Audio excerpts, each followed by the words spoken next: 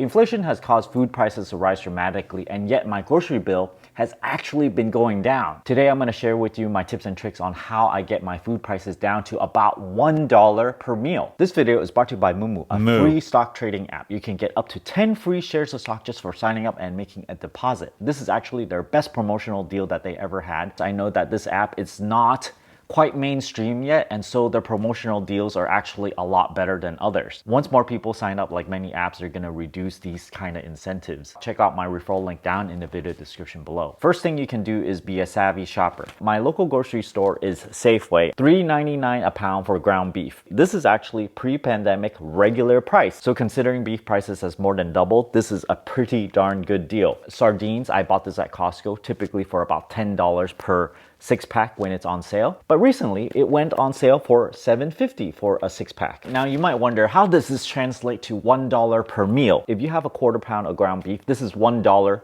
per meal. Of course, you have to add in the other things like vegetables and rice, but you can actually reduce the amount of meat even further if you replace some amount of beef with other things such as beans or eggs. This is going to reduce your amount even further and really creating a $1 per meal. At $7.50 for 6 cans, this is about $1.25 per can of sardines. A little bit over $1 per meal, but it's around there. Second tip is to buy your meat in bulk and pack them. This is the actual $4 per pound ground beef, and I split it up into 12 packs. It was $12, so it's $1 per pack. I plastic wrap each one. I write the date and also what is in it. It's very important to write the date because once it's been in the freezer for a couple months, you're gonna forget how long it's been in there. If you don't label it and you take something out of the freezer, it might just be some kind of mystery meat surprise. By the time you defrost it, it's like some kind of bowl ball. Moo, moo, moo. Keep in mind that if you buy in bulk and freeze, don't buy too much because meat actually lasts between 6 and 12 months and ground meat like this lasts about 3 to 4 months in the freezer. If you buy the whole chicken and cut it up yourself, it's a lot cheaper than buying, let's say, just chicken breast pieces. Usually buying a whole chicken ranges from $2 to $4 versus chicken breast only, it might be like $10 a pound. I make milk tea in the morning and I have a very definite need for some kind of creamers. Ever since I switched to pure almonds and make almond milk myself, I actually never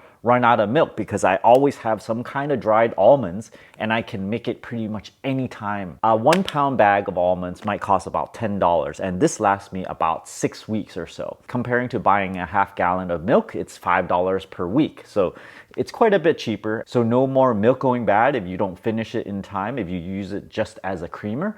No more running out to buying milk. And most of all, if you buy almond milk, if you make it yourself, then you're not going to get all these additives they add to it. I actually got this bag for free and I recommend you guys to try this out, which is this thing called CVS Care Pass, because this is absolutely just free money. You get $10 worth of credit put in there, but the catch here is you have to sign up for a $5 a month subscription, but you get the first month free. So what you do is you sign up for the first month, you go get your $10 worth of free stuff, including a bag of almonds like this, and then you just cancel it right away if you want. There's no referral or anything. Just go search for CVS Care Pass and go get that. People these days have way too much meat, and having too much meat is actually cancerous. It's really, really bad for you. So you really actually have to eat like a really, really poor person, people in the third world country, like rice and beans, and meat is more like a holiday treat. A sedentary man typically needs only 56 grams of protein. A woman needs only 46 grams per day. This translates to 2 cans of sardines or 2 portions of 4 ounces of ground beef per day. Now this is only true if you only eat beef as your only source of protein or you only eat sardines. You can actually mix it in with other cheaper things like beans or like eggs. Beans like this is around $1 to $2 a pound. And you're not gonna eat 1 whole pound of bean, more like 1/10 of a pound. So if you mix this in with your higher cost animal protein, you're gonna significantly reduce your cost per meal, likely towards $1 per meal. Now at this point, you guys might think I am such a poor person. I live in poverty or something. This is not true. I still go have my USDA prime ribeye. I have one of them still in my freezer. I just had barbecue beef ribs the other day, and I really prefer wild-caught sockeye salmon. All of this stuff might sound a little extravagant, but the point is I mix in more expensive things once in a while just to satisfy my urge to have something really delicious. It's like what people used to do when people are healthier, they're not getting a whole bunch of diabetes, and where there is not too much abundance of red meat. In the summer months, I find myself not needing to buy fruits because I have a loquat tree and also a fig tree. When the season comes in, I actually reduce the amount of apples and oranges that I buy to completely zero, and I just eat the stuff off of the tree. So every single time I walk by the tree, I just pick a couple of them and bring it into the house. I never water the loquat trees. I water the fig tree maybe like a handful of times a year, and they still give huge amounts of fruits every single year. For example, loquats, I get them in May and June, and for figs, I get them from July to September. So how do you take advantage of this yourself?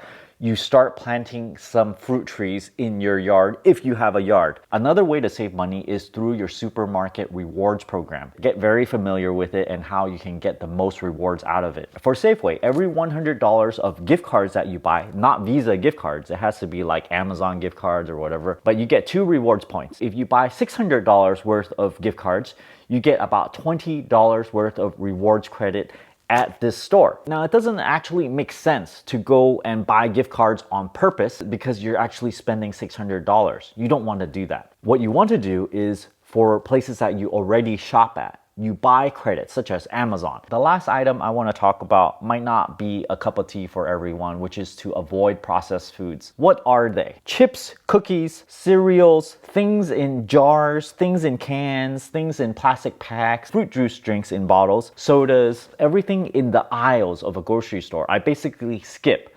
When I go shopping at a supermarket, I walk around the perimeter. You go towards the left and you walk right past all the fruits and vegetables, and then you get to the meat towards the back. You might go across some dairy. I avoid frozen vegetables, frozen TV dinners. I don't even eat much ice cream or frozen burritos, all those things. Just there's none of it in my fridge. Maybe every month or two, I might buy a bag of chips. I stopped drinking as much when I realized how bad it is for you. I just don't enjoy the sleeplessness. If you drink a couple of drinks, the next day you just feel terrible. The whole day is ruined. I always leave it for drinking outside, as a special occasion type of thing. Once I stopped buying it, I realized that my grocery bill dramatically dropped a lot lower. So I just want to plant this seed of health for everybody. Just kind of keep it in mind. I'm not forcing you guys to do this. Just know that this is healthier and it saves money. Don't forget to give me a like on this video and subscribe for more. Thanks for watching.